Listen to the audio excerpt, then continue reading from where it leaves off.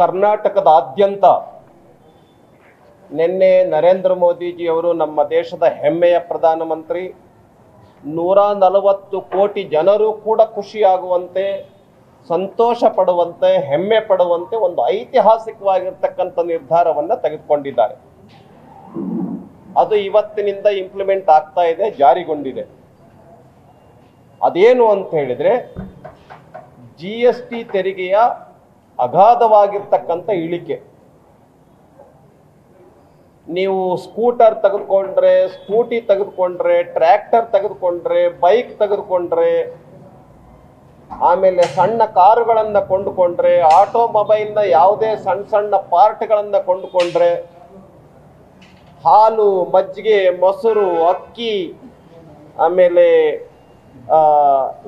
Soap, shampoo, ಆಮೇಲೆ coffee, tea, ತಿಂಡಿ ತಿನಿಸುಗಳು, ಅನೇಕ ಊಟೋಪಚಾರದ ವಿವಿಧ ಸಾಮಗ್ರಿಗಳು, ದವಸ ಧಾನ್ಯಗಳು, ಆಮೇಲೆ ಇನ್ಶೂರೆನ್ಸ್ ಸ್ಕೀಮ್ಗಳು, ನೂರಾರು ರೀತಿಯ ಔಷಧಿಗಳು,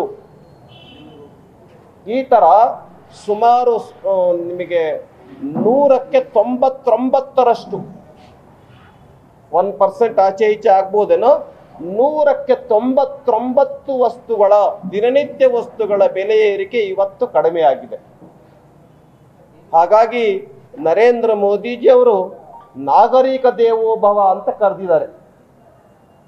ನಾಗರಿಕರಿಗೆ ಒಳ್ಳೆಯದಾಗಬೇಕು, ಜನಸಾಮಾನ್ಯರಿಗೆ ಒಳ್ಳೆಯದಾಗಬೇಕು, ನಾಗರಿಕ ದೇವೋಭವ ಅಂತ ನಾಗರಿಕರಿಗೆ ಒಳ್ಳೆಯದು ಮಾಡಿರ್ತಕ್ಕಂಥ ನಮ್ಮ ದೇಶದ ಹೆಮ್ಮೆಯ ಪ್ರಧಾನಮಂತ್ರಿ ನರೇಂದ್ರ ಮೋದಿಜಿ ಅವರಿಗೆ ನಾವಿವತ್ತು ಕರ್ನಾಟಕದ ವತಿಯಿಂದ ಅಭಿನಂದನೆಗಳನ್ನು ಸಲ್ಲಿಸ್ತೇವೆ. ಈಗ ತಾನೇ ನಾವೆಲ್ಲರೂ ಕೂಡ ರಸ್ತೆಗೆ ಹೋಗಿ ಕಿರಾಣಿ ಅಂಗಡಿಗಳಿಗೆ ಮತ್ತು ಬೇರೆ ಬೇರೆ ಶಾಪ್ಗಳಿಗೆ ಹೋಗ್ಬಿಟ್ಟು ಸಿಹಿಯನ್ನು ಹಂಚಿ ಸಂಭ್ರಮವನ್ನು ನಾವು ಆಚರಿಸಿದ್ದೇವೆ, ಪಟಾಕಿಯನ್ನು ಸಿಡಿಸಿ ಸಂಭ್ರಮವನ್ನು ಪಟ್ಟಿದ್ದೇವೆ. ಈ ಥರ ರಾಜ್ಯದ 100 ಕಡೆಗಳಲ್ಲಿ ನರೇಂದ್ರ ಮೋದಿಜಿಯವರ ಮತ್ತು ನಿರ್ಮಲಾ ಸೀತಾರಾಮನ್ ರವರ GST ಕೌನ್ಸಿಲ್ ಸಭೆಯ ನಿರ್ಣಯವನ್ನು ಸ್ವಾಗತ ಮಾಡಿದ್ದೇವೆ. ಹಾಗಾಗಿ ಇದರಿಂದ ಹತ್ತತ್ರ ಸುಮಾರು 2 ಲಕ್ಷ ಕೋಟಿಗಿಂತ ಹೆಚ್ಚು, 2 ಲಕ್ಷ ಕೋಟಿಯಿಂದ 2.5 ಲಕ್ಷ ಕೋಟಿಯಷ್ಟು ಹಣ ಜನರಿಗೆ ಉಳಿತಾಯ ಆಗ್ತಾ ಇದೆ. ಜನರಿಗೆ, ಸಾಮಾನ್ಯ ಜನರಿಗೆ, ಬಡವರಿಗೆ, SC ST OBC ಅವರಿಗೆ ಸುಮಾರು 2 ಲಕ್ಷ ಕೋಟಿಯಿಂದ 2.5 ಲಕ್ಷ ಕೋಟಿ ಜನರ ಕೈಗಳಿಗೆ ಉಳಿತಾಯ ಆಗ್ತಾ ಇದೆ. ಆ ರೀತಿಯ ಒಂದು ಐತಿಹಾಸಿಕವಾಗಿರ್ತಕ್ಕಂಥ ನಿರ್ಧಾರ. ಆದರೆ ಇನ್ನೊಂದು ಕಡೆ ನಮ್ಮ ಸಿದ್ದರಾಮಯ್ಯ ಅವರ ಸರ್ಕಾರ ಬೆಲೆಯನ್ನು ಏರಿಕೆ ಮಾಡಿದೆ.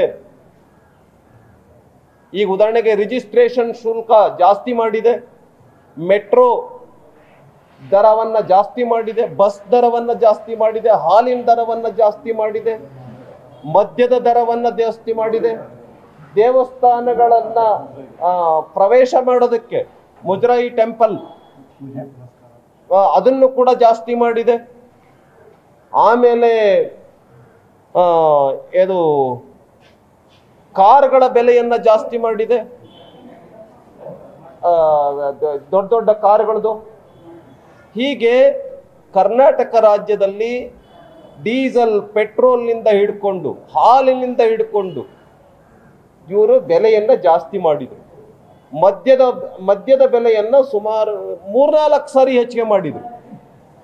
ಹಾಗಾಗಿ ನರೇಂದ್ರ ಮೋದಿಜಿ ಅವರು ಬೆಲೆಯನ್ನು ಕಡಿಮೆ ಮಾಡೋದಕ್ಕೆ ಹೆಸರಾಗಿದ್ದರೆ, ನರೇಂದ್ರ ಮೋದಿಜಿ ಅವರು ತೆರಿಗೆಯನ್ನು ಕಡಿಮೆ ಮಾಡೋದಕ್ಕೆ ಹೆಸರಾಗಿದ್ದರೆ, ಸಿದ್ದರಾಮಯ್ಯ ಅವರು ಕರ್ನಾಟಕ ರಾಜ್ಯದ ಕಾಂಗ್ರೆಸ್ ಸರ್ಕಾರ, ರಾಹುಲ್ ಗಾಂಧಿ ಅವರ ಸರ್ಕಾರ ನಮ್ಮ ರಾಜ್ಯದಲ್ಲಿ ಬೆಲೆಯನ್ನು ಹೆಚ್ಚು ಮಾಡಿದೆ, ತೆರಿಗೆಯನ್ನು ಹೆಚ್ಚು ಮಾಡಿದೆ, ಜನಸಾಮಾನ್ಯರಿಗೆ ಒಳ್ಳೆ ಪೆಟ್ಟನ್ನು ಕೊಟ್ಟಿದೆ. ಜನಸಾಮಾನ್ಯರಿಗೆ ಹೊರೆಯಾಗಿರ್ತಕ್ಕಂಥ ಸರ್ಕಾರ ಇದಾಗಿದೆ.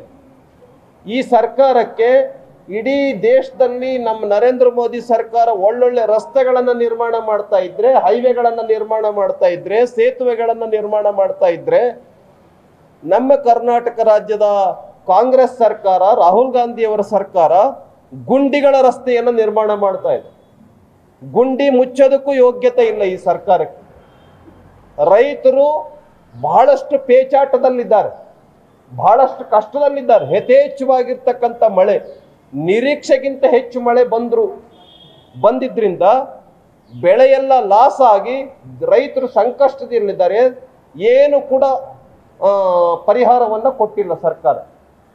ಆದರೆ ನರೇಂದ್ರ ಮೋದಿಜಿ ಸರ್ಕಾರ ಜನರ ಕಷ್ಟಗಳನ್ನು ನೋಡಿಬಿಟ್ಟು, ಜನರು ಏನನ್ನ ನಿರೀಕ್ಷೆ ಮಾಡ್ತಿದ್ದಾರೆ, ಜನರ ಬೇಕು ಬೇಡಗಳಿಗೆ ತಕ್ಕಂತೆ ಕರ್ನಾಟಕ ರಾಜ್ಯದ ಜನರಿರ್ಬೋದು, ಇಡೀ ದೇಶದ ಜನರಿರ್ಬೋದು, ಇಡೀ ಪ್ರಪಂಚವೇ ನರೇಂದ್ರ ಮೋದಿ ಸರ್ಕಾರವನ್ನು ಇಷ್ಟಪಡ್ತಾ ಇದೆ.